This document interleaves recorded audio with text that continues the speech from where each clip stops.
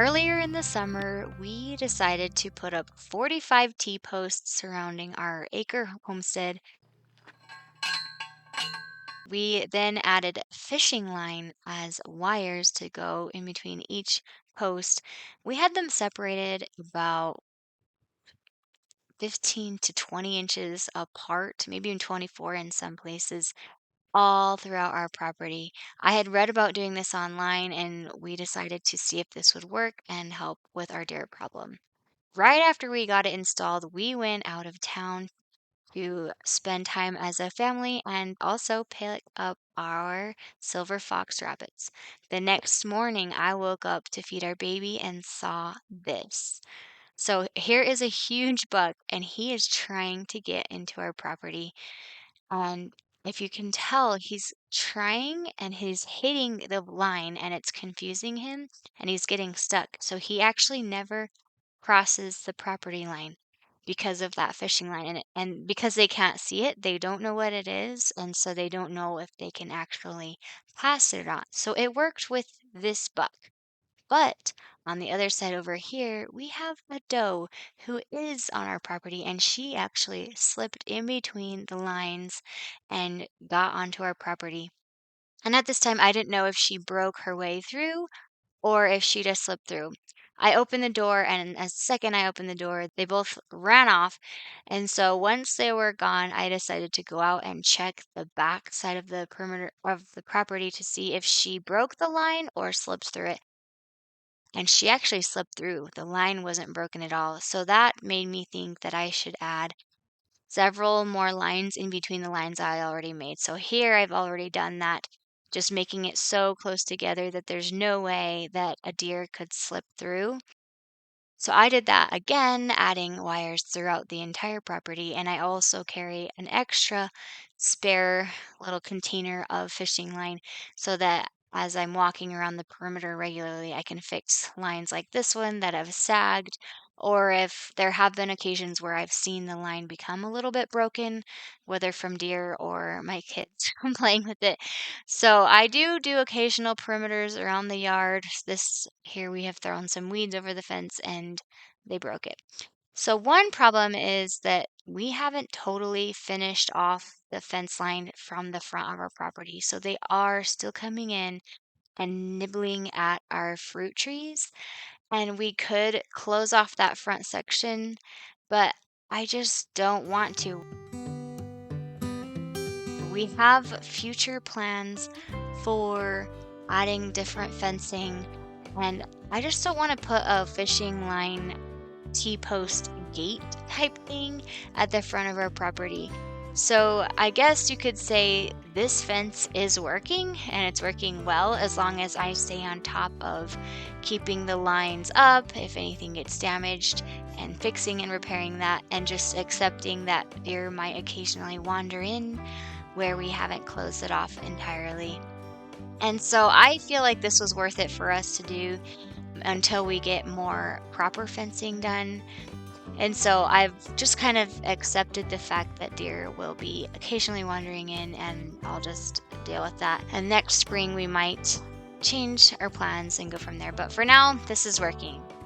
So instead of just getting totally discouraged and frustrated and feeling completely defeated, we are moving on. And that's what you do on a homestead. So this is us. We are harvesting our potatoes. I want to yours too. But there's one in that. We actually harvest these a little bit early, and I did that because the plants were starting to really die off, and normally that means that the plant is done growing. And ours, I think, started to die off because we had a super late frost back in June, and the plants just didn't quite recover from that. So I just assumed that the potatoes weren't going to grow anymore after that. So my goal this season is to get our garden beds healthy and prepped for next season. So I figured if we harvest the potatoes early, I can get a row of cover crop planted. So we recruited the whole family and we harvested our entire 50-foot row of potatoes. And though some of them were small, we still had a decent amount of good-sized potatoes, and we filled an entire bucket of potatoes, which I've only ever filled like a small bowl because our gardens have always been a little small. But this was so Hey, fun and so satisfying, and my kids had a blast digging up treasures all the way down the row. Mom, the bucket is completely full. Woohoo! Potatoes. The kids also loved seeing just the benefit of Hey, we the got girls two helped me buckets. plant these potatoes earlier in Do we still the have any spring, left? and they were just so excited to see Here's one, the Mom. overall bounteous harvest that basically they created. After we harvested them all, my husband went out and smoothed out the rows, and I quickly got a row of cover crop planted on one side. So this is like a cover crop mix to help boost the soil. And then on the other side, I did plant a row of beets. So we'll be able to harvest those. So each row I've been adding to the garden, I've just been planting cover crops and nothing else in hopes to boost the soil for our garden next year. Now, so our plans for the potatoes this year is we've harvested enough that I feel like we can store them down in our basement, which is a lot cooler than our upstairs, and just pick off of them and eat them all throughout the winter. And I feel like because we haven't harvested so many, I don't really need to think of another way to preserve these potatoes. So our plan was to separate the potatoes and we put like the teeny tiny like roasting sized potatoes in the bowl, and then we put like the medium to large sized potatoes in this basket. And I wanted a basket so that there would be good airflow. As long as you don't wash your potatoes and create a good airflow, they should last a decent amount of time in your basement.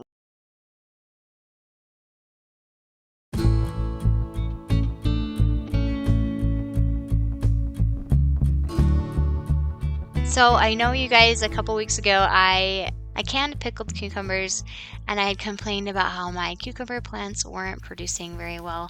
Well, right after that, they all started to grow and produce a lot of cucumbers. Not enough to make a whole nother session of canning canned pickles, but enough for me to feel like enough for to harvest in some way. I just wasn't quite sure yet. And as I was out inspecting the cucumbers, I noticed that we had our second round of radishes come through.